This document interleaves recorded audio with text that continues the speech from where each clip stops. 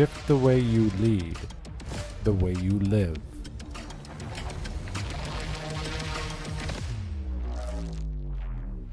Clarity, courage, change.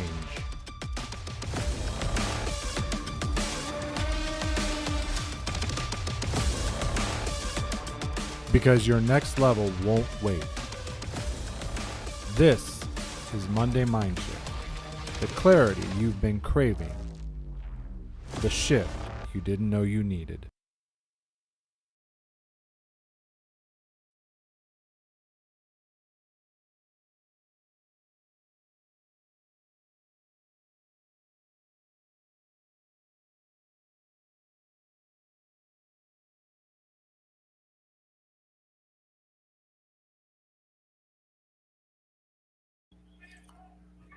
Hello, everyone, and welcome to Monday Mindshift. I'm Sean Michael, the identity disruptor, to help you unlock your inner potential or activate your inner potential.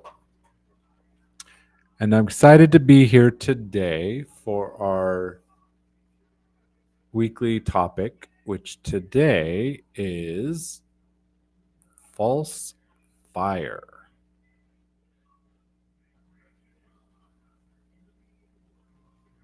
When drive, I don't have the title. Let me get that.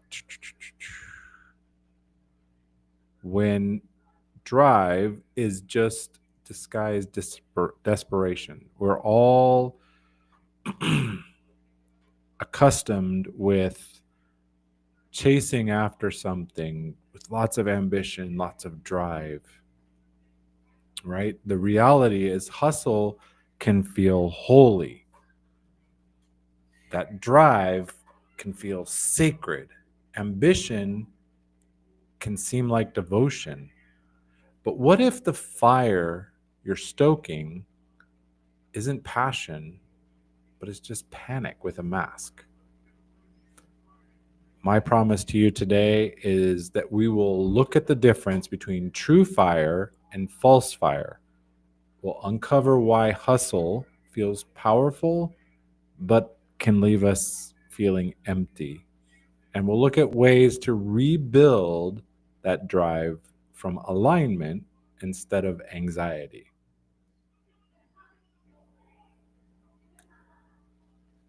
I love this quote by Howard Thurman. Don't ask what the world needs. Ask what makes you come alive and go do it. All right, so let me put this in. All right, we want to achieve sustainable ambition, not destructive hustle, because destructive hustle often leads to burnout.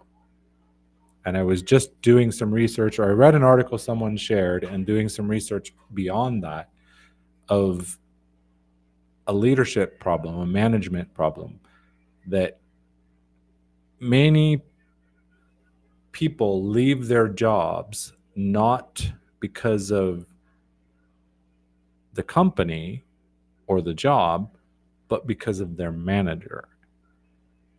It's alarmingly high, and it costs, just in the US, over $360 billion a year for companies because people are leaving.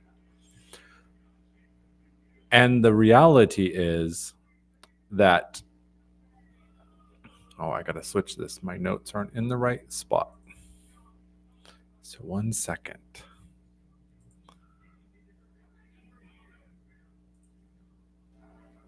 The reality is the people don't want to become managers today.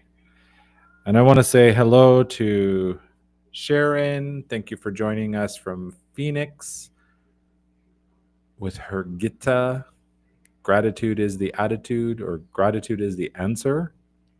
I don't remember which one is the actual. Derek, thank you for being here. Brother Charlie and Elizabeth. Joni, I thought that picture was familiar. You keep changing your name. You remind me of some of my friends here in Guatemala, like I have to look at the picture to remember who it is because they keep changing the name. But thank you for you all being here. So let's look at the diagnosis, right? As I said, hustle can feel holy until it doesn't, when it stops serving and it starts consuming instead. So how do we diagnose this? Right? You go to the doctor when you have something, you go to the doctor and say, I have this and this and this, and they give you a diagnosis. So as far as chasing false fire, how do we diagnose this? There's 3 signals to let you know that your drive is more away from, it's more out of desperation. You're trying to run away from something instead of actually chasing after what you want. The first is you have a compulsion instead of a choice, right? You find yourself unable to stop doing it, even when you want to. Rest, I can't rest. I got to keep grinding. You're actually betraying your future self by chasing after this thing and not taking the rest. We've talked about that before, how important and valuable rest is. The second checkpoint is ask yourself, do my goals exist to prove something to others, or are they aligned with my authentic desires? Right? Are we looking for validation, or is it our vision? Achievements exist in this mode. Your achievements exist to prove your worth instead of expressing your purpose. And the third checkpoint is exhaustion over energy. You push hard, you have the energy in the push, and then you're just spent. You have nothing left. You collapse. You run on fumes, as the slide says. It looks like fuel, but it's usually caffeine and more other substances that are getting us running. But when you're chasing real fire, true fire, the energy it comes when you don't expect it. So ask these questions of yourself. Am I feeling burnout, but I'm calling it momentum? Do I hit goals and then feel empty or hollow? Do I get irritable when people cause delays and slow me down? False fire can burn very, very brightly, but the truth is, it will burn you out. Right? Like the old idiom, burning the candle at both ends. I don't know about you, but when I light a candle, I only light one side. But why do we do it with our hustle and our grind? Meryl, thank you. You haven't missed much, but you did miss like a few slides, Meryl. Yes, I've heard the weather is quite warm in the northern parts of the US. Where I live, our temperatures are pretty constant, which is one of the things I love about living in Guatemala. It's about high 70s, low 80s all year, January to December. Some people would find that boring. I happen to love it. I know what to expect. All right. So what are the warning signs? Or wait, so the warning, here's the warning signs. I forgot how my slides were organized. As I said, burnout, it's really burnout, but we call it momentum. We call it pushing through. But our body, our nervous system is going, take a break.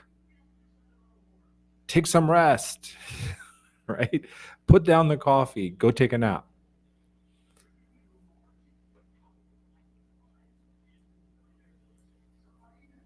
Oops, that is not what I wanted to do.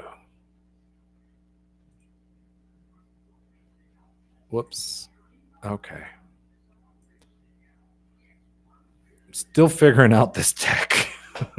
And Calm, Michael, welcome. Let's see. Here it is. Let's push this up. Nope.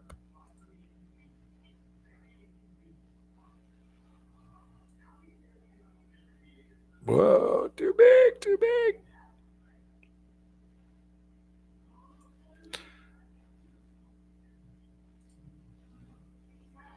There. I wanted to clear that. So as we said, hollow wins, it's burnout, but you call it momentum, pushing through, and you're getting irritable with people who delay or cause slowdowns.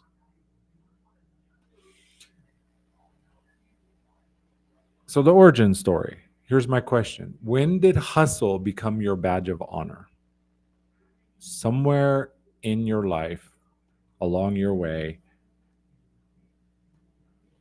you learned that hustle was, it was your badge of honor. It was something to be like, I'm hustling. That's a good thing. As we normally do, if you're able, you can close your eyes and think of the first time you got praised for working harder than others. This is likely when that hustle became the badge of your identity. I'm a hustler. You can use your journal prompts, some journal prompts here. Get your journal out and write out. The moment I learned to hustle, that hustle equals love or approval was. When did we learn this? When did we learn that working extra hard, putting extra time and energy was how we earned our love or approval? And this next question in your journal, the payoff I got for overdrive was, and the third prompt, the cost I'm paying now is. Take some time, write those out.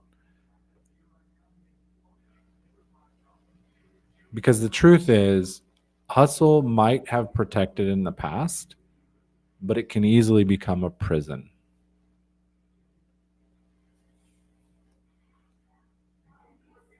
Gabe, welcome. Thank you for joining.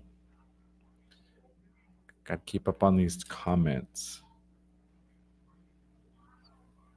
Yeah. Rest, real hustle, true fire, Gabe. Exactly. It is rest is included. Smart hustlers know to include gaps and rest. I'm going to put that up there. Rest is an important part, but a lot of people are chasing this hustle because it's a false fire, not true fire. All right. Science time. Is my slide right? Yes. Sweet. Exactly, Joe. We often hear that, like, hustle harder, hustle, push hard, especially if you're involved in sports or any competitive activities. So where does this come from? The first thing is the dopamine cortisol cocktail. Hustle floods our body with dopamine and cortisol. This creates a high that is addictive, right? We get the high and we're like, ooh, that was nice, and I want to do it again. So neurochemically, this is the reality.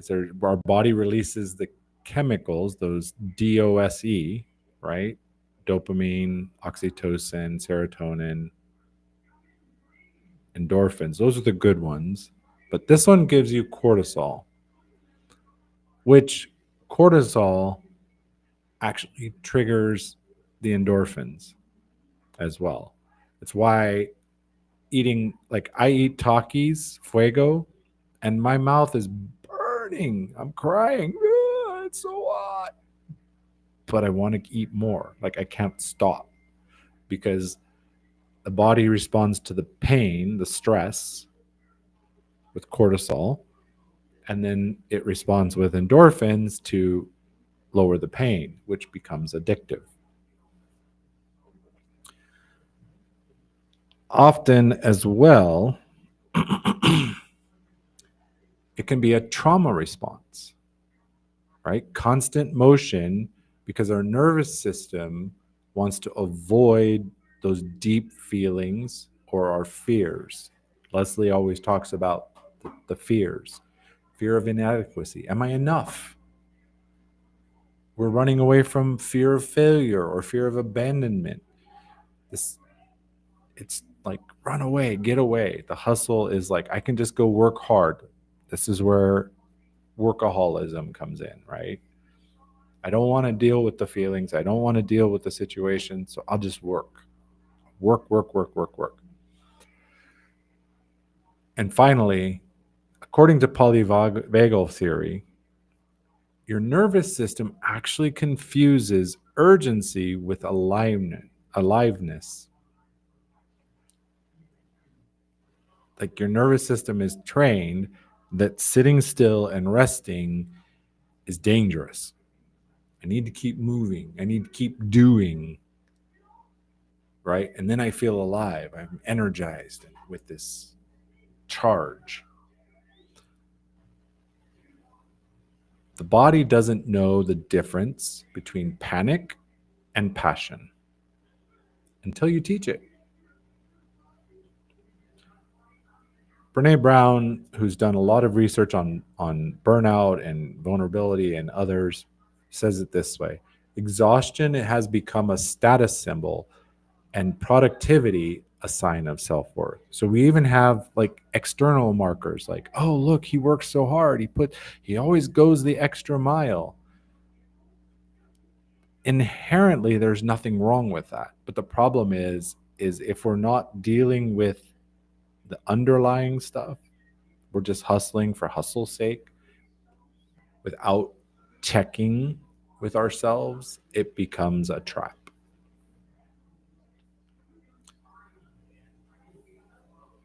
All right. So our first practice is the fire check. Take time and ask yourself, what is fueling me right now? Am I taking these actions out of alignment with my values, with my purpose, or am I doing it from anxiety? And I put two lists there to identify it, right? True fire, it's energizing, it's expansive. You find sustainable energy. You know your purpose clearly. You give your spell, as Gabe mentioned, you give yourself space for rest, to take a break, to take a step back, to have a down day. And there's joy in the process. Anxiety, it's draining and compulsive. You chasing manic urgency. You're like, it's always an emergency. It's always urgent. Like, and sometimes that urgency isn't even our own urgency. It's brought on by others. We're responding. Oh, the boss needs me to do this. My kids need me to do that. We're running, and we're chasing fear-based goals. We're saying yes to everybody. And when we do take a break, even if it's, because we got sick, right? The body will tell you, hey, okay, you didn't take a break. I tried to tell you. Now you're going to take a break, right? You're going to burn out. You're going to get sick. And then you feel guilty. Like, oh my gosh, I lost 3 days of work because I was sick. What am I, I got so much work to do to make it up, because we're not dealing with the undercurrents, right? Are we actually hustling? Are we chasing this fire out of our heart and our soul and our purpose and our values? Is it in alignment, or are we running away from something?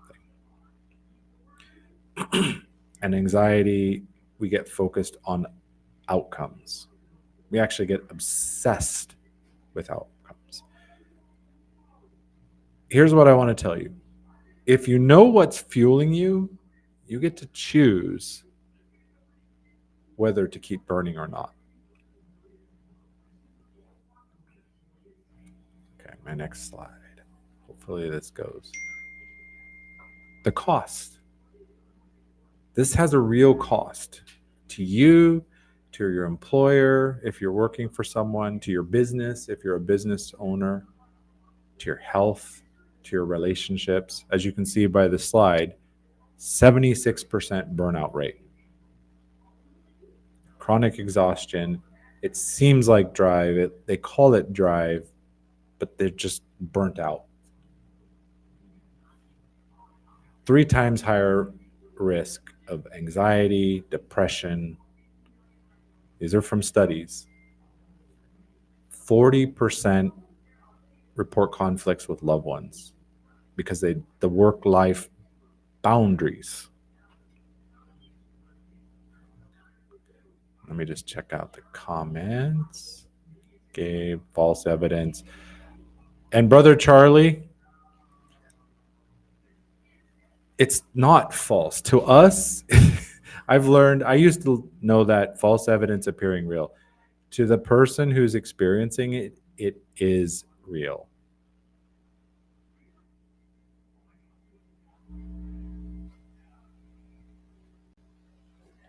Right? I say face everything and rise.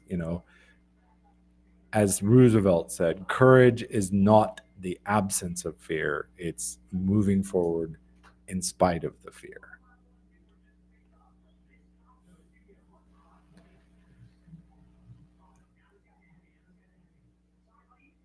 Yeah. So instead of work-life balance, we hear that all the time, right?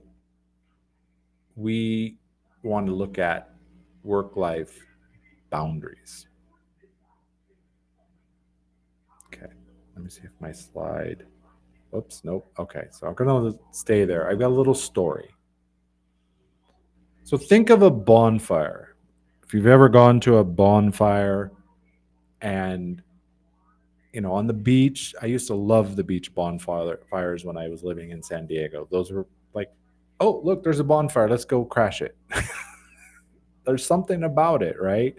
Or in the woods, when I was a kid, we used to go camping and we would have this family camp. So there'd be like 10 or 12 families all camping in their site. But every night we got together at the campfire. Now, if you've ever done that, right, that fire brings warmth, it brings light, it embraces community. But a wildfire, California's had a lot of these. That's where I grew up. The wildfire destroys everything in its path. They're both fire. What's the difference? Well, I'm here to tell you the difference is intention and containment, right? The bonfire is intended for a purpose and it's contained. A wildfire, spark, and burns everything. So, where in your life, I'm going to put this in the chat too, where in your life are you tending a bonfire? Or where are you feeding a wildfire? Leslie, so happy you made it, even if it is late. Great Monday event for you as well with Catherine, if I remember right. She had a lot of great teaching there and looking forward to her next appearance. All right, practice 2.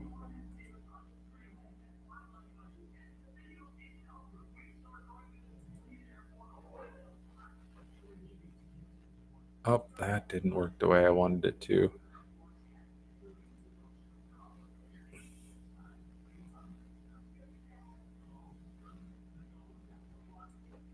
I don't know how well you can see that,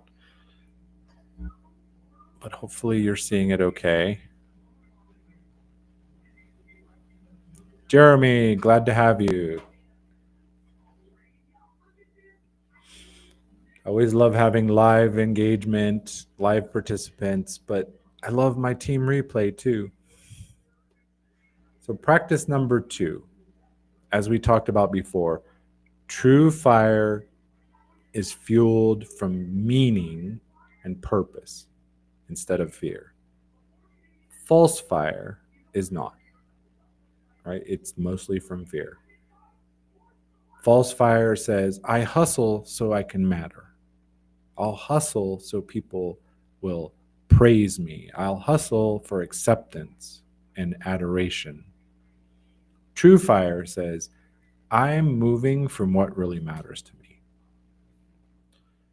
So, your exercise, get a notepad, a journal, your notepad on your phone or tablet, whatever works for you. Write 3 statements that start, I do this because, right? We always talk about this each week. Awareness is the beginning of learning, right? If you are unaware, you can't do anything from it. But once you have awareness, you can move from wisdom instead of fear or anxiety or any of those negatives. So once you write those 3 statements, evaluate them. Ask yourself, am I doing this from meaning or am I doing it out of fear? And circle the ones that are rooted in that fear or that validation. Right? Are you doing it to be validated? Are you doing it for the applause? Circle those. And then get rid of them. Stop doing them. Or reframe them to make them from your meaning and purpose. You want to keep the ones that are from purpose and joy.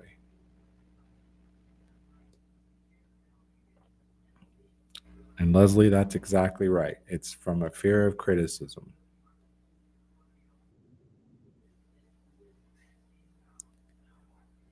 Let's see.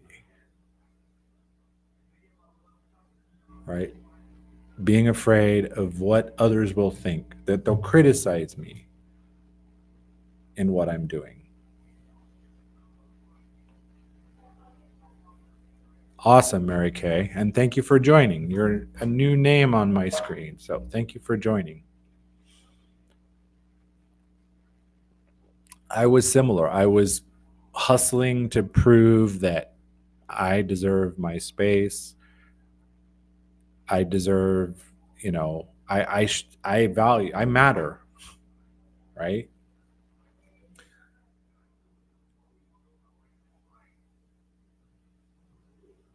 All right, moving on. And our favorite 2-chair dialogue.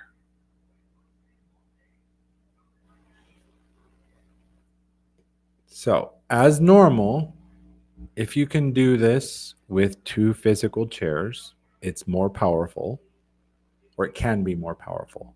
But even if you do it mentally, or you get a sheet of paper and just draw a line, chair 1 or chair A, chair B.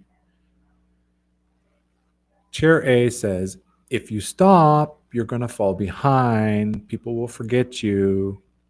It's desperation, right? It's the voice of desperation. Don't stop, because then they'll not know who you are. Don't stop. Don't take a break. Keep hustling. Hustle harder so you can get recognized. Chair B is your voice. Annie, yay, you made it. And Lisa, thank you, thank you. Follow up on the comments. That's where we all want to be, Mary Kay. Rooting our fire in purpose, joy, service. Yeah, that's a big one. That was funny, Leslie. Feels like 130 years, Adrian said. My wife is feeling the same way. She's like, when she reads the stats, she's like, what? Like, who designed this? Remember, chair B is the voice of reason. Here it's the voice of devotion. We look at the voice in chair A. I hear you, but I don't hustle to matter. I'm moving because this matters. What I'm doing is important. It's valuable to me. It's valuable to others. So have that conversation. Use your own voice. What are the negative voices in you telling about your fire, about your ambition, about that drive? Why are you doing it? What does it say? Does it say, oh, you shouldn't rest, you'll just fall behind? Like, don't take a break, they'll forget you.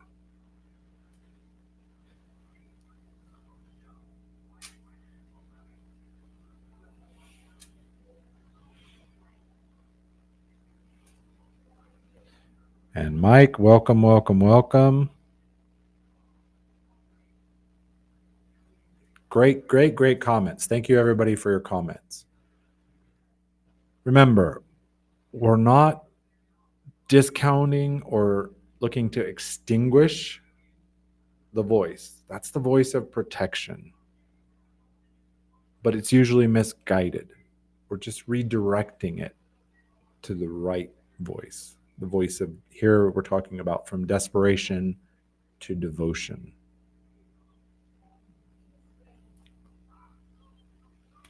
Yes.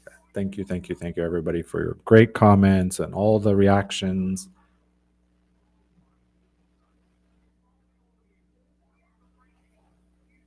All right, my next slide.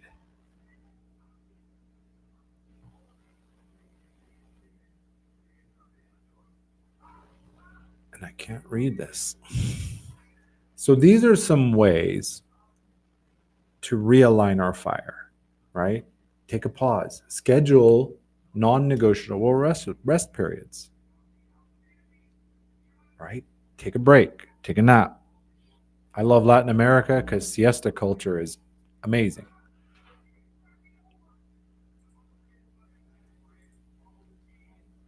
Let's see if I can move.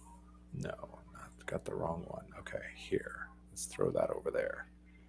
So schedule time on your schedule for rest, for a break, for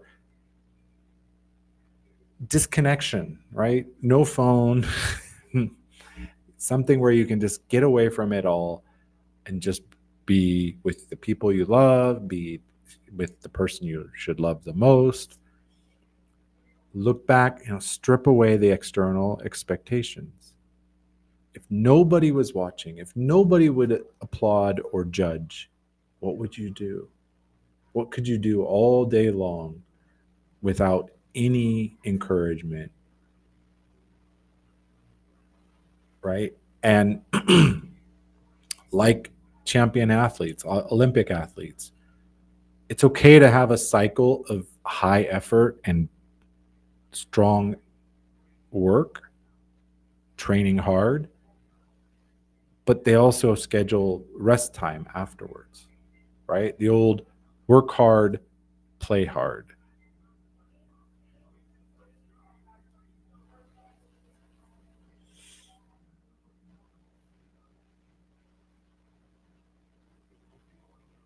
Yes, Leslie, exactly. We hear it so much, or we've internalized it so much, it actually becomes our identity, our self-image, right? So by taking this, scheduling the pause, strip away the external, think about what is the thing that just lights me up no matter what. I don't need accolades. I'm not concerned about judgment. Train hard, play hard, and measure what really matters. Right? Rest is a strategy, Sharon, for sure. It's not a nice to have, it's a must have, in my opinion. I do time where it's just playing with my son or not looking at my phone. I put my phone on do not disturb, and that's my day to be with my family, be present with my family. Right? Success without satisfaction, without fulfillment, it's suffering. You chose to suffer for what?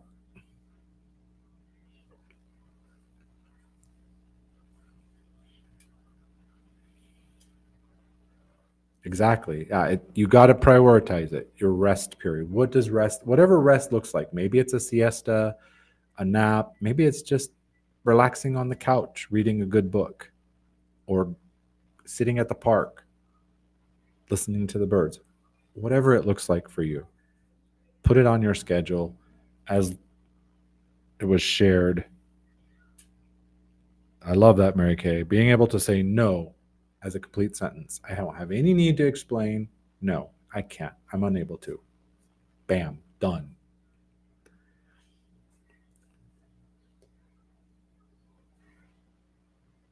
All right. The new fire. True fire burns steady, not frantic, as you see on the slide. I love the statement on the slide. AI built that for me. I use Gamma to save time. And that's another thing. Like, there are certain things you need to do yourself, but there are not there are things that you can delegate. Delegate it to AI, delegate it to a VA, delegate it to someone else in the house. My 7-year-old son is getting to the point where he is getting more independent. He can make his own hot chocolate. He can, with supervision, cook his own breakfast. I'll check that song out, Joni. So your 7-day experiment is to pause once a day before taking action and ask, is this fire real or is it false? Or as you see on the slide, take a fire check daily. Am I acting from sustainable energy, from purpose, from my values, from what matters to me? Or am I pushing through on fumes again? I love the way Rumi says this: set your life on fire. Seek those who fan your flames.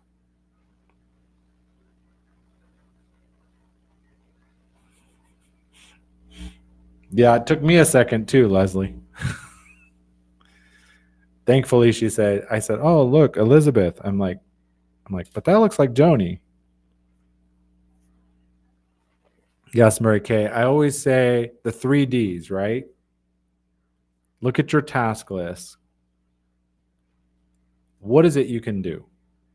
Quickly, easily, it's aligned. You can usually knock it out in a short period of time. Delegate. Maybe it's not something you're good at. Maybe it's something that you could use your time to do more productive, more valuable activities, and you can delegate simple administrative stuff to somebody else or household stuff. As I've talked about before, I could cut my grass, I could take care of my garden, but I can hire somebody for like $20-$30 a month, and they come and everything's done. I don't have to worry about it. They bag all the garbage up so the garbage guys will take it. Everything's beautiful. I don't have to worry about it. Yeah. My wife's working on that as well, Leslie. There's something about mothers and wives women in general, they've been conditioned to believe like you've got to take care of everything. You know, you got to take care of the house. Well, and Sharon, you say do delegate. I say delete or decline. I like decline or delay, right? You know, do it, delegate it, as Sharon says, decline it or delete it. Maybe it doesn't need to be on you. Check it. Does it need to be on your task list? Is it from that false fire or is it from the true fire? Does it matter? If it didn't make it on the do list, it probably doesn't matter. Delete, delegate, automate. Yeah, that's good. And Rakesh, it is true. It is a matter of mind. It's a matter of, are you living at cause of your life or are you living in effect? Is life just happening to you or are you making choices that are driving your life the way you want to?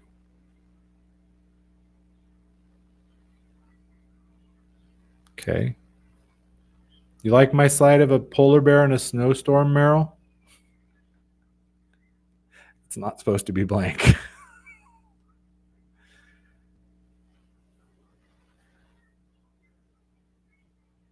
All right.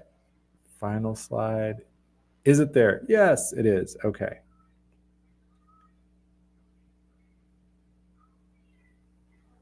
Let's see.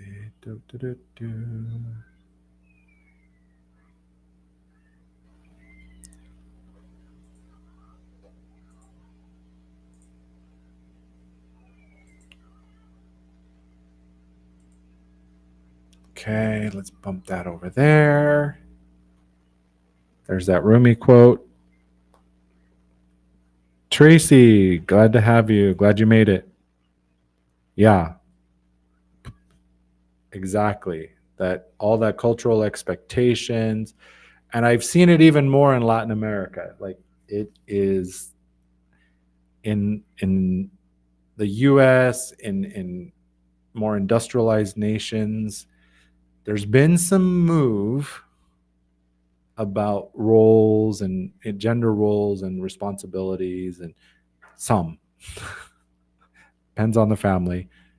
My household has always been more balanced, but my wife still had that cultural conditioning that the wife needs to do this and this and this and this and this. And it's like, no, go sit. I tell her all the time, like, go sit on the couch. I've got that. I already did the dishes. Like, relax, take a break, take a rest.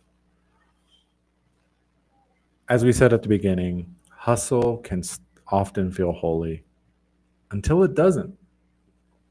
And false fire will always leave you empty. True fire will bring that charge, that energy from places that you're like, where did that come from? So my gentle invitation here is, if you or someone you know has been chasing after this more but feeling less, I've opened a few slots on my calendar for some identity clarity calls to look at what's fueling someone, what's driving them, where is the fire? Is it the true fire or is it the false fire? So if you know someone or yourself that it's ready to trade desperation for devotion, DM me fire or just comment fire on the event page. And at this point, pop this up. And this. And I'm opening the stage. Love to hear from people. I didn't see Zerar today.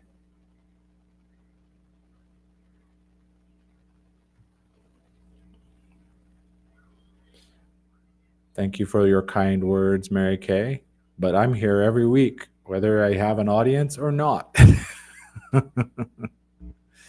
Because I'm doing this out of my alignment, not chasing that false fire.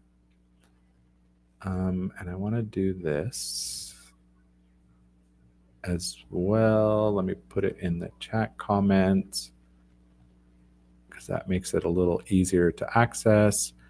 But I'd love to hear from anybody. If you want to come up and share, you do not have to have your camera on. Let me put that out there. You can be audio only. But I love having discussions. When I initially launched Mindshift, that was my target, was opening the conversation. Let's talk about it. Let me hear others' ideas. So I'd love to hear from you if anybody's willing.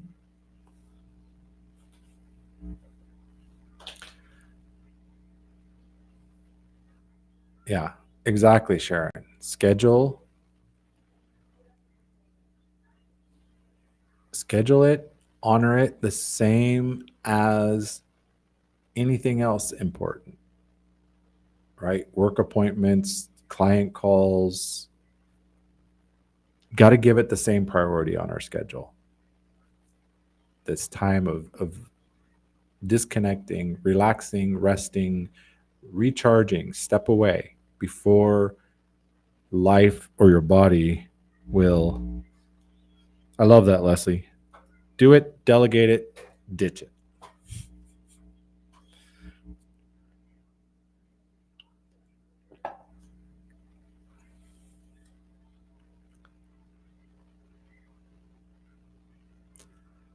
And since I'm on camera now, Leslie, instead of your audience,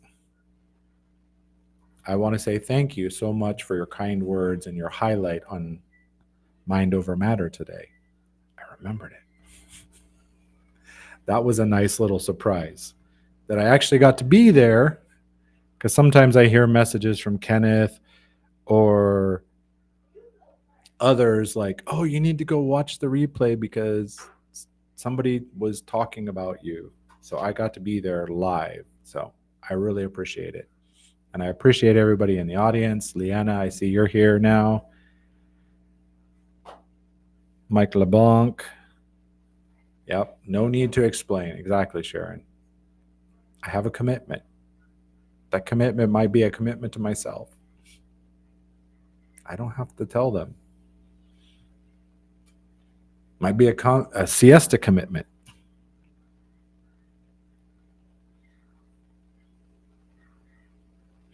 Good question. I did not today talk about the guilt. There is a guilt that is from the operating from out of alignment, Mary Kay. Yay, Melanie made it on the part of the team live. Yay. I know she usually gets here on team replay. And Dr. Marcia.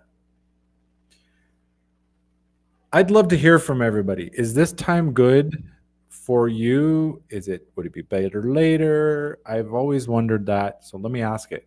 Is this time good? I'm not changing it from Monday, but I can move it an hour later, something like that, hour earlier, whatever works better for people.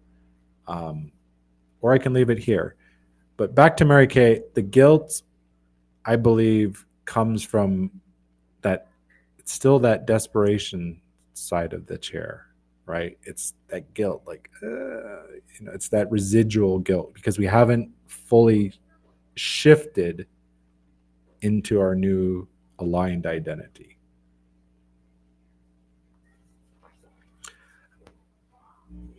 Because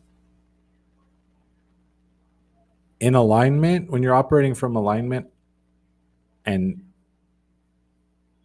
pursuing your true fire, I feel, when I'm operating there, I feel a lot. I don't feel the guilt from the acting in that, saying no to protect my space. I feel guilt. I hear it from that other side of the chair saying, take a break. You should be guilty. And let me welcome Joni. Almost forgot. How could anybody forget Joni? Don't know. Don't know at all. I no, I am so glad I jumped on because I have a call at 1 and I'm happy that I was able to hear you speak and you're so intellectual and I love that. So yeah, good job. And I think that we all grew up in a generation where our parents they didn't necessarily think about this. And so, or whoever you're raised by. So you didn't really get that like put into you. Like take some time out for yourself, like enjoy that success, blah, blah, blah. They were enjoying it at, whatever, like drinking with friends at the country club. Who cares? They're having fun. And that's really what it comes down to. Like, you want to have fun. That's part of life. And so I encourage a lot of people, whoever wants to do it, write down a list of like 20 things that really make you smile. And it can be something as stupid as like, sea salt caramels or, you Oh, know, you said my magic word. And unfortunately, in Guatemala, salted caramel is not. I can't just go to the local shop. Like in the U.S., you can find it everywhere, right? But everywhere. in Guatemala, no. In fact, this past week, they opened a shop which imports a lot of specialty things from the US. Yeah. And we went and got my son, we got him those Ritz cracker and cheese Oh my quarter gosh. My kids packs. live on those. Well, they don't anymore, but they did. He's never had them because he's I'd be born and like, raised here in get out of Guatemala. my get out of my car. Here's Ritz. Go, go. Yeah. At He's 7. had Ritz, but the little packs with the cheese, he's never had those. And candy corn, one of my favorite Halloween treats. I love it too. It's a weird one to like, And the but I love it pumpkins, too. the It's pumpkins like that it's stuck in your teeth. Okay. um right? So we got candy corn, the pumpkins. Okay. He has a lot on his list for Halloween. Um, you got the Ritz crackers. Ah, Sorry. they got me. They got to try peanut butter How stuffed about like pretzels, good but genes? it's Reese's peanut butter inside the pretzel. That brings me a lot of joy. I love I Reese's. mean, that's at Costco. And I have a store that's part of Costco, but they don't get all the same things that Costco gets. Oh, I love those Really, peanut butter pretzels from Costco. So to go to this shop, we very, dropped very 50 manly. bucks. We dropped 50 bucks on this stuff. I It was believe you. and it was I like 5 believe you. items. It was only 5 items. It was very expensive. But like you said, it brought us joy. Yeah, you need to find things and you have fun doing. And it could be big things, it can be small things, it can be, just yeah, I don't even know, like singing along at the top of your voice in your car or, you know, love Dance like nobody's brushing watching. your teeth like really a lot to get off that griminess. Or like, making your ex date who you didn't like a bad profile picture on your phone.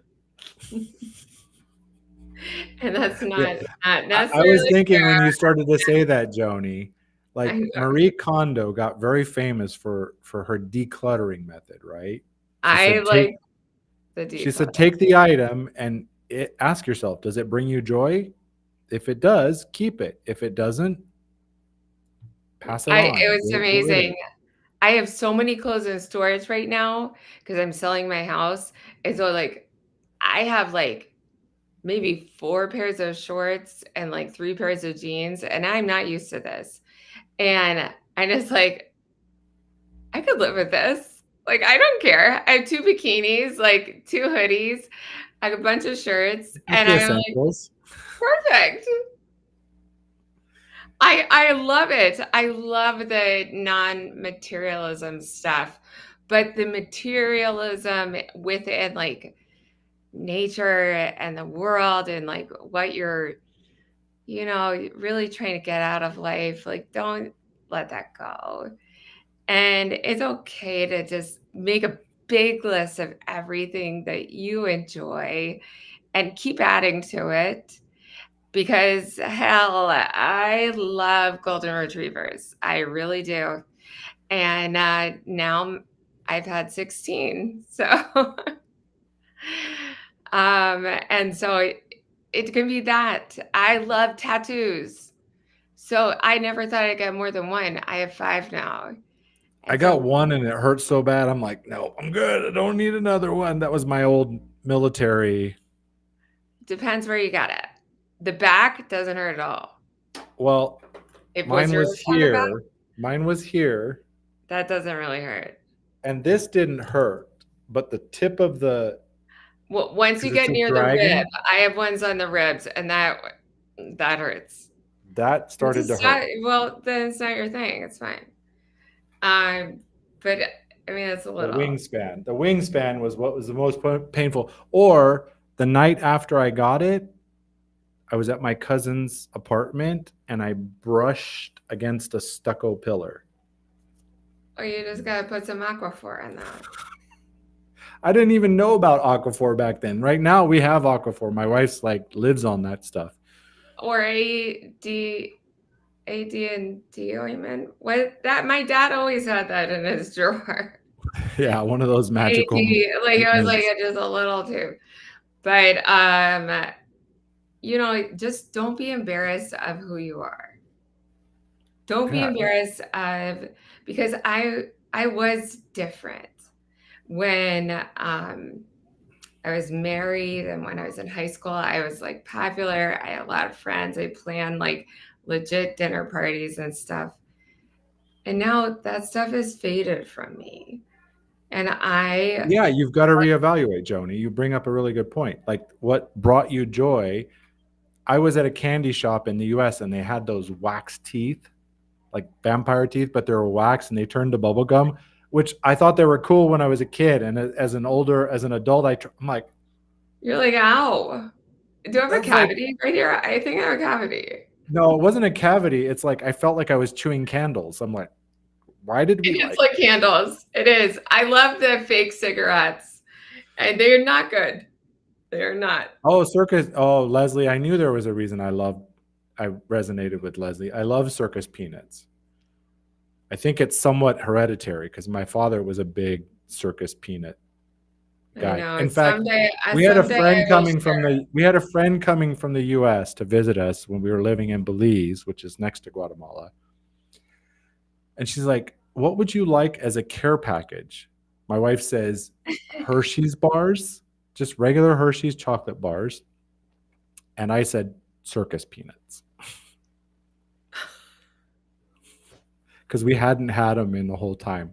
But like you talked about materialism, when we lived in Belize, we got invited to lunch, and this is the dishwashing. My wife went with the Mayan ladies to the river to wash the dishes. I'm down. I love that. I'm very non-germaphobe though. Like you ask any of my kids to do that, they would be no. But I think that's awesome. Well, It's yeah, we really learned like my wife was washing clothes on a stone. you Our change. It's our amazing. shower was just a pipe under a thatched roof. And the I feel Mayan like you kids could were put some plants up there to like dribble it down. the Mayan kids were looking at our pictures from our Disneyland trip. And I had a realization in that moment. I'm like, I spent more on 1 week trip to Disney World than these people live on for a whole year. It was a massive realization. I'm like, okay, that put things into perspective for me. Yeah. I think I've had that realization a couple of times. Like my best friend, he went with his family um to Africa, and the whole trip, I think it cost nearly $100,000. And I was like, look, the one thing that a lot of Africans need is like big batteries. And just like the type that we would use in like our lawnmower or something, Mm-hmm. I was like, I don't really know. I can get you the specifics. But then like he went and didn't bring anything. And I'm just like, you actually had this gift that was given to you by your father to, explore Africa, which I would love, and not bring soccer balls to blow up. I mean, but do something helpful. And you guys spent $100,000 on this trip. I mean, who has that? So, um, either way, I sound judgmental of that. I'm really grateful he got to experience that. But I do think it's like so great to be conscious of, you know, your life, your journey, like how much riches you have that are not necessary. Right. Well, and not forgetting the invaluable riches Sorry. that everyone has in them. Everyone does. We're all the same, Right? but that Love, value, kindness. we are the same. I was on a live stream earlier, and the activity we did was put the letter of the name of somebody you know and put out like what is like their superpower. And so everybody was like putting like just a letter and then, kind, giving, lifting other people up is huge. It's really good to be around those type of people. I And I think surround that's a lot of why all of us still kind of join these type of groups, because we're a collective community of people who we care. We care. We can make a difference together, and we want to. So, yeah, make that list of all those funny things you like, whatever. Put Seinfeld reruns on there, or put, pickles and Nutella. mac and cheese. I don't know. Pickles and Nutella. I drink pickle juice. Pickles, Nutella, I love both. I mean, You got to try it, Joni. Like I heard it and I'm like, pickles, Nutella. Like I like both of them, but sitting on top of a magical. hill for a sunset. Magical. It's Magical. amazing. I actually do. I love baking bread, and then using the insides of it for croutons. And so that's a weird thing about me. Yay, Ileana is here. She made it. I saw her ask about this. Okay, hit the button. There she is. Ileana. I always get so because I want to say Ileana.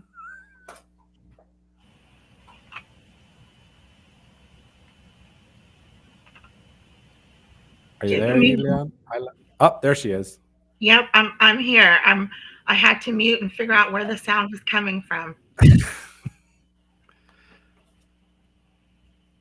Can you guys hear me? Yep, I hear you perfectly. ¿Cómo estás? I would say good if I'm not having technical difficulties here. Give me 1 second. I've lost you guys somewhere. Oh, there you guys are. Okay, good. I can see where I'm at now. Thank you so much know that conversation. Say it again. I said, thank you so much for having this conversation. My pleasure. You know, it's, I think too many of us, I was in that boat of hustling for validation or acceptance and chasing after Ileana, a false fire. Ileana, thank you for saying thank you. You you want to go back and forth? We can go back and forth. Thank you for saying thank you, thank you. But yeah, I believe in humor as well. But I that is sweet. That is really sweet of you. Yeah, I hadn't seen you around.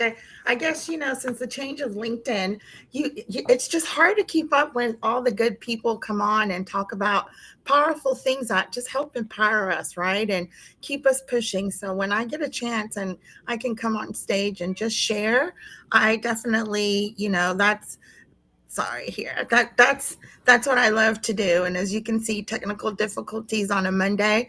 My Monday started that way. I mean, that I just posted my newsletter, a simple newsletter just on that. My Monday, I woke up ready for the world and dressed, and then I had a mini meltdown going down the elevator because I got to an appointment 30 minutes late and they wouldn't see my husband. And so, it's just the little things where you have to shift your mindset. No one told me about this super mindset that we had to be. It wasn't like my mom said, these are the difficulties in life you're going to suffer and this is how you have to deal with them. So, I think all of us are still learning. If we're still alive and have Absolutely. breath, we are still learning, the good and the bad and the ugly, as I like to say. And I see you smiling there because I know you don't like me saying that, Joanne, as well. But you're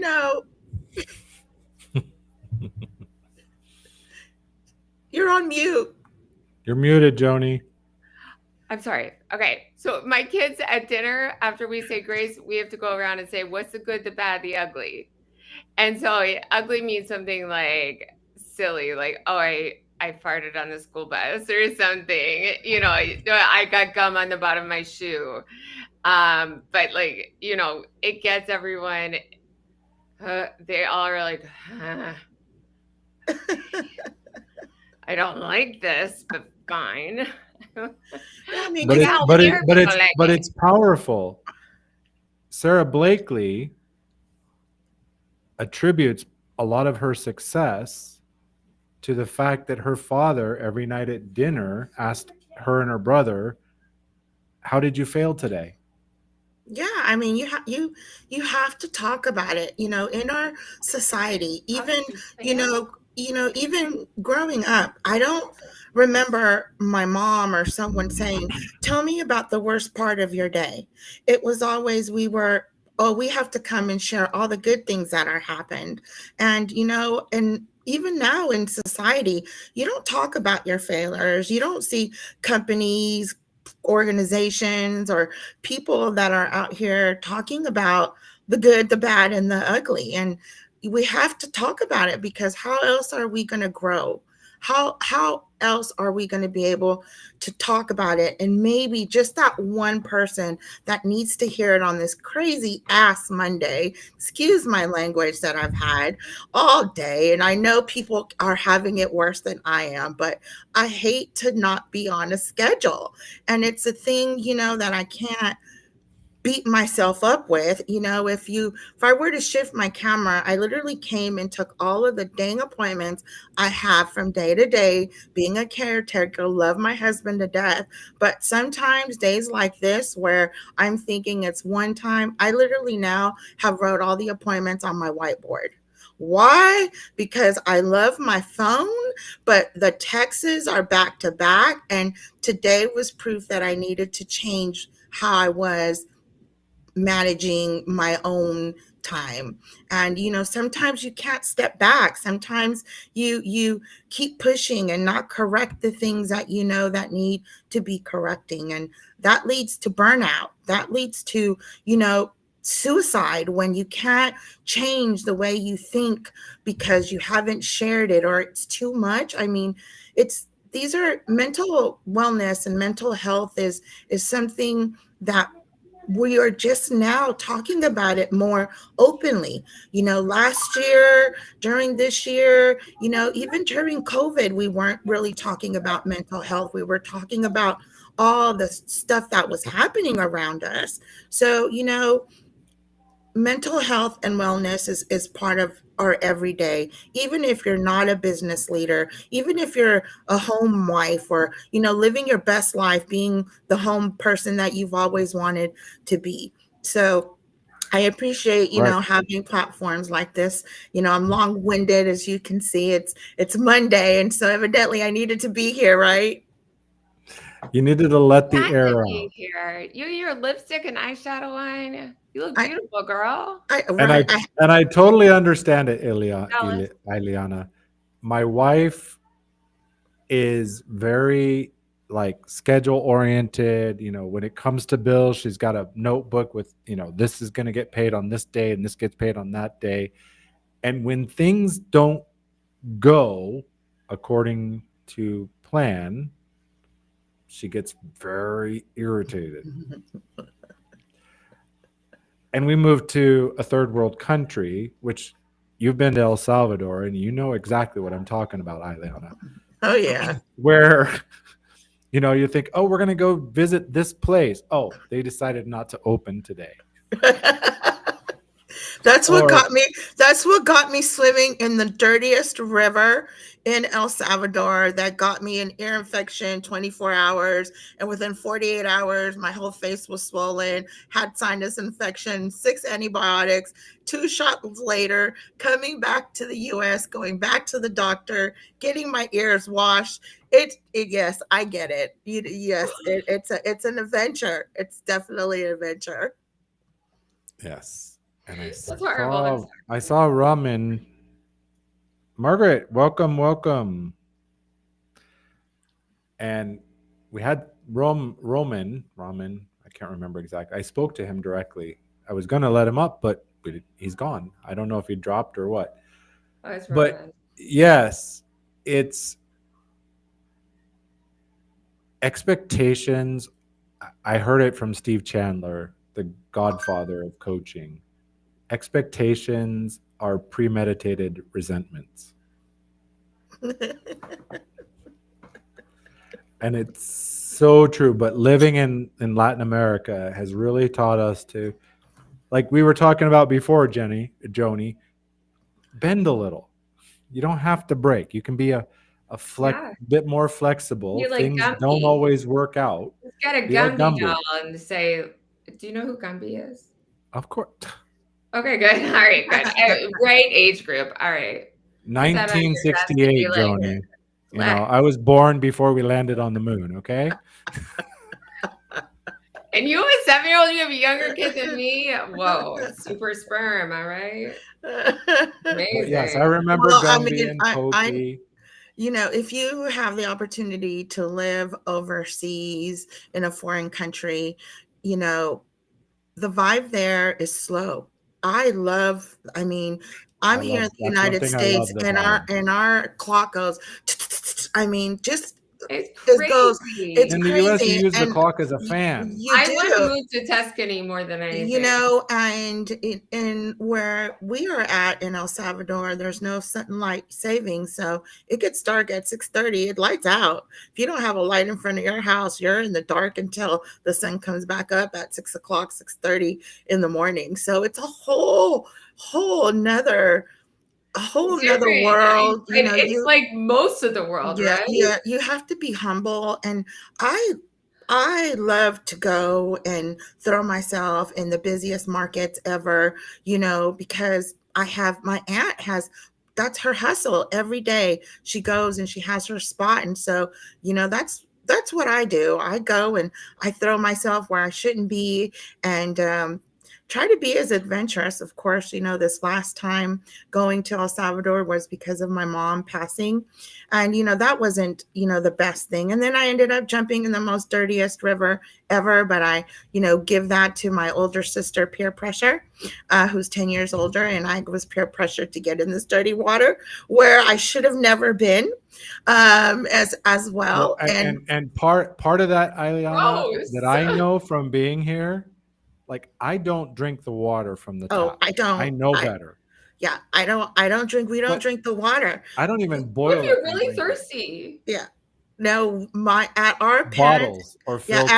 at my parents' house, he gets the big bottled water delivered to him, and he has the machine, and everything comes from there, which is really hard. I mean, you know what led me to the I dirty drink river? straight out the tap, Yeah. No, you just, unless you're, bathroom tap, even. Local people sometimes do, but like coming from the US, your body it's yeah, your it's body can't handle totally, it. yeah, That's it's, like when my dad went to I actually Vietnam in the I war. actually get sick He was now like, when I go to "Get the sick, US. get over it." yeah, I don't yeah. get I can handle everything down here, but when I go to the US, I get sick.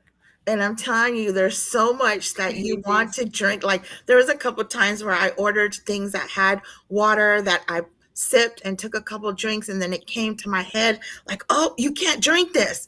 And so that's the sad part, You're like, because "I'd like a cup of tea, yes, you know, something, iced tea, something that's and it's nice." boiled, you know, something that's boiled, please, because you just forget. But, you know, the thing of Yeah. things being closed, you know, that's how I ended at the river. We ended up taking this huge adventure, which is a whole nother talk, you know, because things were closed that were supposed to be open. And, you know, that, look what it did. It made me sick. I was sick most of the time that I was there until the very end. And in the real world, when things don't go as planned, you can get sick too, right? I mean, Right. Yeah, how many of yeah, us, we made that clear with yeah, COVID. I mean, how many of us have mentally gotten ill? I've had to check out in my, Everyone, you know, we all have. in my life openly, where I didn't want to get out of bed, and you know, my husband would come and check on me. Are you okay? You need to get up. You need to take a shower. You need to eat, because it was just a lot of heavy stuff that was happening back in the day. You know, luckily I've been, you know, okay and been able to move on. But if you follow my journey, people say, dang, you got all kind of crap happening, from government to personal to death to new projects to, you know, this and that. How the heck do you do it? And you know, for me, my savior has been that I believe in a higher power, and that I had to make those decisions, which are hard decisions, to back away and reflect what's most important. You know, you have that one, that, I don't know how many have watched Netflix. If you don't, then you know, great for you, but most of us watch Netflix. And on Netflix, they have this Asian lady who is an organizer and goes into people's home and helps you declutter. So thumbs up if you've seen this when you're replaying it. But We were just talking about her, Marie yeah, Kondo. exactly. And And she what I was literally saying, tells you, what we were saying too, Ileana, is don't just condo your house, because they call it the condo method, right? Condo your life. Like look at the things you do. If it doesn't bring you joy, exactly, Joni, get rid of it. Make your list of what brings you joy. Enjoy it. Enjoy your life. Life is about enjoyment, right? I saw this in my friend's bathroom. It said, life is not about the moments you take, or it's something about like the moments you take. It's about the moments that take your breath away, right? It's those little experiences you just go, wow, so awesome that I got to be here. Okay, can I just say one quick thing in regards to that? So, a lot of people, you know, like coming into their foyer, like their nice home, and they'll have a letter like framed elegantly. Maybe it's a letter from the White House or a celebrity with like, you know, it's just whatever. And that doesn't take my breath away. And I'm just like, why would that be your focal point for coming into your home? Like, you know, when I saw all of the glow, I don't know, bacteria, it's like in southern Florida, and it is so beautiful. It took my breath away. Like I didn't even have a phone. So, but it's up here. And I'm just like, why are we as a culture so obsessed with like this one little, nugget of what you're supposed to be like. And whereas Ileana and Sean both have said that, life is a little bit slower, in a lot of other countries. And I appreciate that. So, yeah, like I would love to know kind of what is the dichotomy between the rich and poor down there? It's Grand Canyon level dichotomy. And I can All say in my neck of the woods, it depends what city or town you're living in. You're considered to have a little bit more riches financially. But it depends on what town, where our town is about 3 hours away from the big city. We're considered rural, but it's not so rural where it used to be. Now you have these miniature taxis that you pay $1. People don't even want to walk to tuk-tuks. the central downtown area, which only takes like 10 minutes. I'm like, come on, even the students don't like to walk across the town anymore. So, Oh my God. And that's one of the things I love about here is because even though where I live currently, we're in an industrial area, so I'm not in the pueblo, as they say, right? Where you're in town and you've got the Mhm. 5 houses down, there's the tienda. You can go get a cold Coke. oh no, my bread was literally 3 stores across the street. Yeah, it's Uh, yeah, it's usually really close. And I lived in one neighborhood where I knew on Monday the bread lady came by. On Tuesday, the vegetable, and it would ring the bell like, "Can we yeah. have Oh my vegetables? Do gosh, you want you're like vegetables?" the guy like in South Chicago who would like push around his cart with his vegetables. Yeah, And Oh, like, but I've got you one. They amazing. bring the goats, and you just No, come out with a yeah, you do cup, got me one. But then and I you would fill just your love cup, to you like fill eat your that. vessel with fresh from the udder goat milk. Wow, yeah, that's that I amazing. miss that too. I mean, healthy food, like you don't really realize how unhealthy we really eat. I mean, we talk about it, and I know there's health buff and nutritionists out there that will tell you, but until you really put it in your stomach and taste the difference, you don't realize it until you come back to the US and your taste buds change a little bit. And Yeah, you're like, but it's kind of your system craves it once you put it back in your system. yeah. It's like, oh, I need it. But yeah, there's some It's a things I different love culture. about El Salvador, and there's other things that There's definitely aren't challenges, aren't yeah. are challenging. The rich and the poor, you definitely can see it's all about name brand. If you in a small town, if you're name branding your clothes and your children, then you got a little bit of something. If you have, You're decent like house Prada. structure, yeah, Prada, is it time to go potty? yeah, Go ahead, Prada. Well, Go to the potty. You need mommy come. I had some $5 sunglass. They were like Ray-Ban knockoffs, Light, Ray-Ban light. We'll call them light. and our friend was with us. She's like, "Put those away. Put those away." I'm like, "They're not even real." She's like, "Somebody will reach in your window and yank them off your face if you're stopped in traffic." Which stopping in traffic is very common here. Like you look at the navigation system, it says an hour. You're 20 minutes into your ride, and traffic comes to a screeching halt. yeah. Yeah. Where are you And you at? sit. I'm in Guatemala. Yeah, okay, yeah. I mean, we're I'm just neighbors. outside I'm just outside the capital. I actually went was it last year? We went to we went and spent a few days in San Salvador. We actually went out to La Libertad. Hmm. Um, but it's very, very similar. I've had some El Salvadorians come and like you guys even El Salvador even speaks the same slang Spanish as they do here in Guatemala, which was a whole I've learning been getting experience. so much better at that. I've been getting really good at that. Well, With some I of was the good at guys. Spanish, Joni, but I then know like some Spanish. All they right, they I taught know me, they're enough. like nítido, I and just I'm like, learned nouns. what?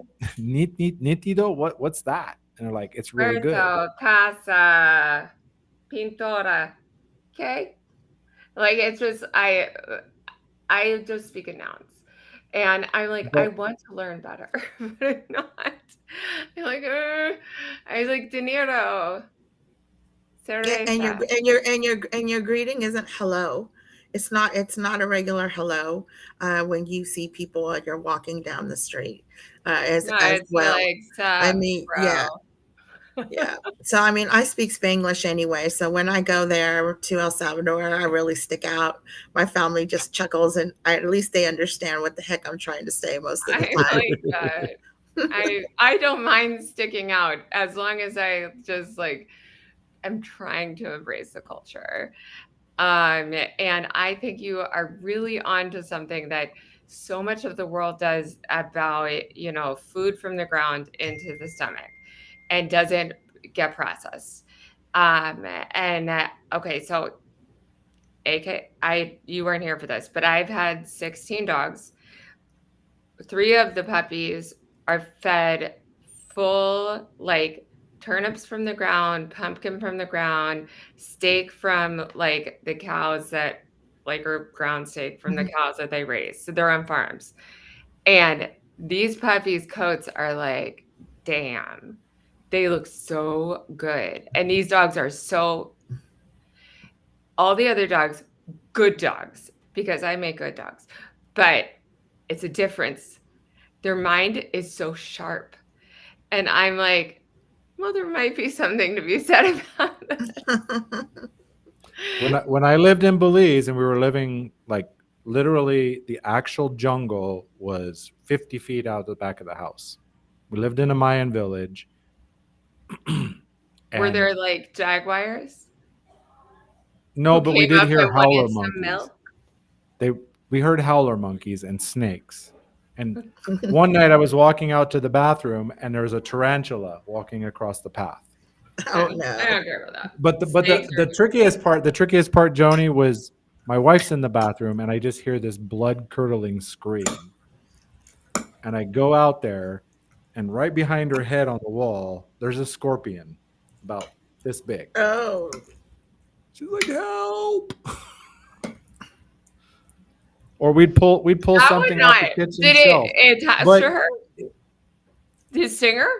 no, it didn't. I caught her and Oh, then see, then I feel fed it like to I the could be okay chickens. with that.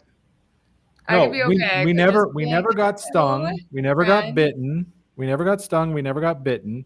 But I plucked Snakes the are a no stinger for off me, and though. gave my chickens loved me because chickens love scorpions. They do. I They love gobble them up. chicken. But the Well, funny thing is, you I were love talking chickens, about the but dogs, I Joni. love farm animals. That sounded weird. Yeah, well, in But Belize, we had pigs, we had chickens, we had 2 dogs, 2 cats. We fed the that's dogs and cats raw chicken that we got from the local market, chicken feet, chicken gizzards, whatever. We just gave it to them. yeah. Craziest story though, we would call the cats and dogs for their meal and the chickens would come running. And they would steal the piece of chicken Ew, out of the cat's mouth. no. Oh my goodness. Oh You've boy. heard of They're dog eating eat their dog. This babies. was It's chicken eat okay. chicken. I mean, birds eat their babies all the time. Whatever. Robins, especially, they're vicious. Little But birds. yeah, in spite of the challenges, people ask what do you love about Guatemala? Is the beauty of the people, right? I have It's just it's the all lady travel. the lady we in one city where my son was born, we rented a room from her and ran a bakery. And we got very close with the family. So when we go back to visit, they live in a very simple house. It's like brick walls and a tin roof. That's it. To flush the toilet, you need a bucket of water. But but they're the happiest people. And like we're just sitting and we're just trying to visit. And next thing I know, she's like, "Oh, we got some Coca-Cola and some bread." Like she sent the kids out to the tienda Okay, to so get I have Coke and bread. I have a little problem with this because not your story, like yours, that sounds idyllic, but like I really like intellectual people. I really like people who know about the world, about, different politics, how to make a Why do you change. think online is my outlet, Joni? I know, you're smart. That's why I like you. But I'm telling you, like, I don't know if I what I'm would feel saying is totally you're right. comfortable It's harder there. to I'd be like, find. you don't know what NPR is? What? All right. All right. All right. And I'm not judgmental at all, but No, it's not. it's I know more what you what I mean. want to be We around. like Joni. The reality is, we like people like us. That's human. Yeah. And I love the people. I love everyone, but that's me. I love them. They're so welcoming. They're so kind. In spite of having little to nothing and surviving on like $10 a day for a family I of haven't spent seven, $1 today. Not one. for a family of seven, they're kind. They're giving. I know that we're wealthy. I'm not making six figures, but the little bit of money we make is wealthy in this world. I rent a 5-bedroom house, 5-bedroom, 4-bath with an extra domestic help room and bathroom, water, garbage, etc. $500 a month. I'm gonna. Yeah, I'm and gonna on leave right now. no, So, 'cause my mortgage yeah, is about yeah, $3,000 a month. yeah. I mean, and for me, I have family all across the board, all the way for, my auntie who works at the mercado, wakes up every morning, takes that local bus system to get there and takes the last one from one point to the other, all the way to, family members who live really nice and, come in back and forth from the States. And I'm, one of the lucky ones. My mom and dad worked hard and decided enough was in the US and retired. And we live pretty well off. I go the world is slower there. You get more for your bang. I don't have to lift a finger. I have, our help. I call our adult nanny who does basically everything for us other than washes our ass while we're there. And, we pay her extra Like, because you we feel Are bad. you like, can I wash your clothes? Can No, I wash your ass? I feel bad because what they make down there Thank is you. nothing. I pay her more when we go there because I feel like you guys get paid nothing. But and the world I give it's a like different everyone my experience. clothes. That's what I do. It I is. give my clothes. It's nice for me to take a break and not have to, even when I go to the stores, not even have to carry my own bags because our driver does that. So or even our driver takes care of us and makes sure that he's there playing Secret Service for us and making sure we're safe. And it's I tell everybody we play Kim Kardashian style in El Salvador. But the funny thing is, Ileana, I just saw news recently. El Salvador is safer than most major cities in the U.S. It is there. according to the U.S. State Department. Yeah, I mean, and I tell you, I have not been so open and so willing to step out of my comfort zone in a foreign country as I was this time around. I mean, I literally went to one of their most nicest adventurous parts, to one of their so ocean view, to the mercado. I was everywhere taking pictures, filming, wearing what I wanted, hanging out with the younger family who were the adventurous ones who had those smart conversations that I needed because my mind was going, ooh, it was too quiet, too much. The Wi-Fi where we're at was hit and miss. And, there was major challenges challenges there, but definitely a good experience to Right. have, you Well, know. and that's the beauty I is actually have to get going for a yeah, meeting. I I knew you had definitely have a to make money, three drop thousand dead. dollars at least. And so you guys are both giving me vibes that like if shit goes wrong, Guatemala, El Salvador, I have friends I can stay with. I was gonna say, if you wanted to come to the best of ocean sites and get your I money's definitely have worth five and hundred down dollars. and down to go. I mean, there's all kind of tourism things that you can I do don't in want El Salvador tourism. I want the real and shit. yeah, in El And Salvador. Tony, get on TikTok or I'm Insta or not on wherever, TikTok. No, that's but get on and look up the El Salvador Public Library in San Salvador. I'm gonna do it. It'll I blow promise your I will do mind. that. I They will give you actually it has my like 7 levels that are organized by the age of the kids. So the I'll first give you level my is like essay. Oh my god, that's amazing. God. we took All my right. son there Well, and it I'm was very mind-boggling. it's just like so nice as an adult to have this outlet to meet people around the world and learn about around the world. And that is my takeaway as well as girls just wanna have fun. Hey, bye. Have a Bye. good one. Keep You too. shining, Joni.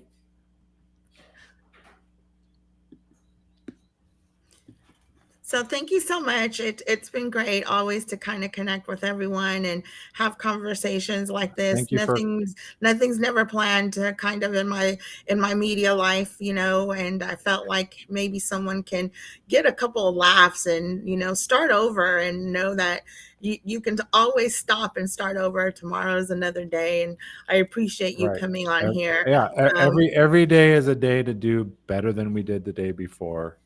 Every that, that's I look right. at every moment, like the next 10 minutes, I can do it differently than the last 10 minutes. And I can, I think the underlying story of the stories of Guatemala and El Salvador is it opens our perspective. We're often in this bubble of our culture and our life experience. I've now lived in 3 countries: the US, Mexico, or Belize, and now Guatemala. And it changed me dramatically from the inside out. And because I learned to appreciate the things that matter instead of chasing after stuff that doesn't, in the end it doesn't really matter. Like you said, family. Yeah, I mean, and for me, I'll be 52, in October, and totally never imagined myself being in El Salvador, traveling back and forth now because of my father and, him wanting to go back and forth from here to, El Salvador. I never imagined that I would be in the spot, but always learning. I'm a business girl, right? And so a lot of opportunity out there, up and coming. I can't say I don't like to talk about political, but things are definitely have shaped up. And I can say you definitely can walk around and do media content without thinking that your hand is going to get cut off while running away with your phone. So, like I said, like you said, you can always start over day by day, minute by minute. There's not a rule book that says, you got to move 5,000 miles an hour. Right. And awareness, which was illustrated by your share and Joni's share and the original teaching, is the beginning of knowledge, right? It's like, hey, there is another option. This isn't serving me. So how do I pivot? How do I, as Sharon beautifully said, bend like bamboo? That's right. That's what you got to do, right? There's some of us more gracefully than others. I got to tell you, some of us bend a little bit more gracefully than others, and those that snap, we're still there to kind of help them put them back together when they're ready. But it's Well, not and it's not easy. It's not. it, There's it's not. it's something that takes practice. I always heard this: be careful what you pray for. If you pray for patience, it's not like God's going to go, oh, you want patience? Okay, magic, you're patient. No, you're probably going to face a lot of tests of that patience to teach you to develop it. Oh, I want to be more flexible. Okay, let's give you some situations and test that. I agree. That is so, so true. And I laugh because that I get where I get it. I get it. It is so, so true. There's a lot of experiences that you got to learn from. You got to learn from all your experiences each time you bend, and you can't stay bending for too long, right? Because then that's the mold that you'll get. You got to straighten back up and give it 110%. Even, I was reading something or heard it somewhere where those moments where you feel unease, those are the moments where you need to push and dig deeper and not just, give in and say, this is the end of the world and what am I going to do?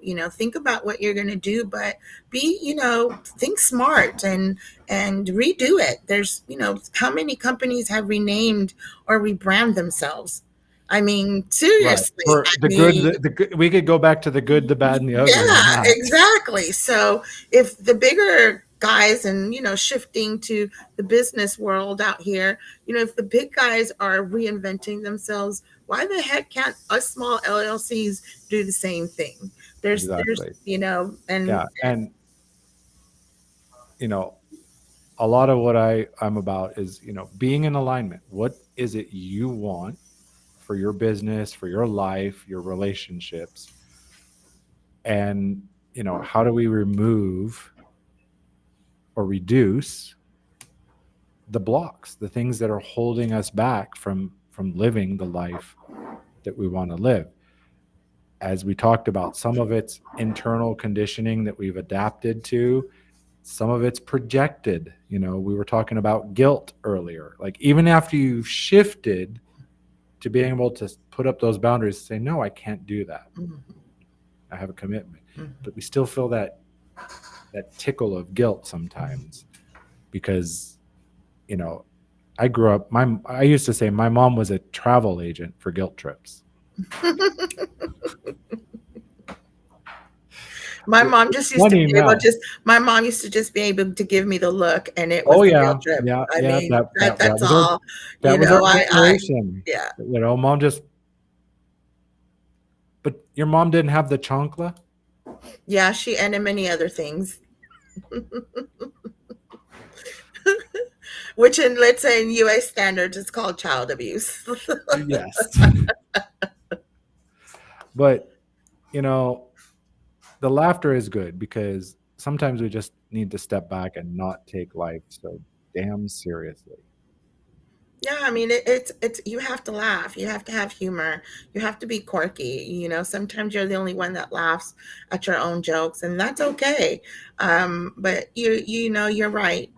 Life is too short not to stop and enjoy your surroundings from time to time. Now, you might have to find those surroundings and make those surroundings for you. That's a whole nother topic there as well. But it's a learning curve. No one's perfect. We wouldn't be having these transparent conversations as we are today on these platforms if it was something that we all knew what the heck we were supposed to do. We're No, not I said saying I said it earlier on, Ileana. Over half of my coaching methods are just live fire exercises. yeah. Yeah, I mean, you're like me. We don't talk about what it is we don't experience, and those who experience, if we need them to come and help us talk, we do. But that's the best way you can be out here a coach or a motivator is talking about what you've really been through, not what you've learned in a book. I was at a language conference this week, and we were talking about how a student can go to the university and come out with a PhD or a master's in the language, and Spanish, any language. But when you ask them to speak it, you look at them, because it's different being able to verbally be proficient versus being able to read it. And life is kind of like that. How many, especially in business, how many people do we have as leaders who get that golden opportunity because of what they have deemed in their paper, or Well, and not be able to really talk about it in a human way, because they just don't know. they right, they because you know they know about it. It's like I've talked about it with language learning. Most the people I've encountered, they're like, "Oh, I started learning English at 7 years old in school," and like you said, they've got high level degrees in English, but they can't use it because they learned about English, right? They weren't immersed in it. They didn't acquire it. And it's the same with any knowledge, right? You actually bring up a good point. I saw an article somebody shared, and I shared at the top of the hour, the original top of the hour, that the high percentage of people that are either directly quit, like they're leaving their job, or they're disengaging, doing what we call the quiet quitting, because of management. Not because of the company, not because of the yeah, job or burnout. It's because of the management. And then management, like nobody wants to be in management. Like they did a survey, Gallup and all these, nobody wants it because it's a sure path to burnout. Because I'm doing research for a book called Identity Driven Leadership. How to change who you are so you can serve those you work with better. And the numbers, the data was just, it's heartbreaking, because how many 100 years since the Industrial Revolution, and we're still doing things the same way. we are, and I'm gonna leave it at this note, because it is time for me to stop and eat something before I jump Yeah. on my money making. I call it my money making meetings that I have. Because I'm blessed that way. That I only can move back and forth. But it is all about leadership out here. All the way from how our government policies came down the pipeline and hit every one of us. If we were in the workforce some way, or some kind of human, these policies hit us hard. And at the end of the day, we're not all government entities, and it is all about leadership. When we talk about leadership, the world is now waiting for leaders to make these decisions, the good, the bad, and the ugly. We can't just wait on one leader to come out with a template. We all have to make our own templates. And this, believe it or not, is the best time that we can now make our own template and start fresh and over and add nothing. There's nothing there that says that language access, you can't provide language access. My people, Title VI rules is still there, hasn't gone anywhere. But it is all about leadership. All of these funding policies, everything that got affected, the leaders are still there. And I guess this is my call out, right? We got to keep pushing. Don't overestimate those by what things or how things were before. Give people a chance to kind of dust themselves off, but we got to empower them to feel empowered. Because if we continue to beat up our leaders that were once there and have been shooken up, and maybe now their funding is on a hold, and it seems like, oh, they don't want to support. Think about it. Think about how those conversations are being led. Think about how they feel as a human person, that they are empowered with leadership. Not all of us can rock our own LLCs. A lot of us have someone that signs their check, and they need their jobs just like anyone else needs. So I think it's time for the world to give everybody Well, that second chance that's needed. And let's see what we can do this next coming up year. yes. And I have a little, like, so shout out.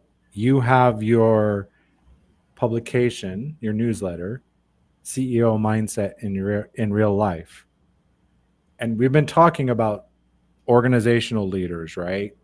From, small to large organizations. I would say, when will you be the CEO of your own life? Because everybody should be the CEO of their own life. I agree. I agree. And I guess that's the end question that you'll leave me with as well. But loved the conversation. I hope everyone Likewise. enjoyed. And thanks for having me on this platform. And I'll see you Thanks next for time. being here. All right. right. Have a Bye great bye. one. Adios. Bye-bye. All right, everyone. Thank you very much. We went 2 hours today. Like we used to do that. And today we had the time to go over. I hope everybody got some nuggets. Feel free to share in the comments the things that, like, your big takeaways. What was it you really got out of this talk today? Either the original teaching or the conversations. I thank everyone for showing up, and have an awesome week. Take care, everyone.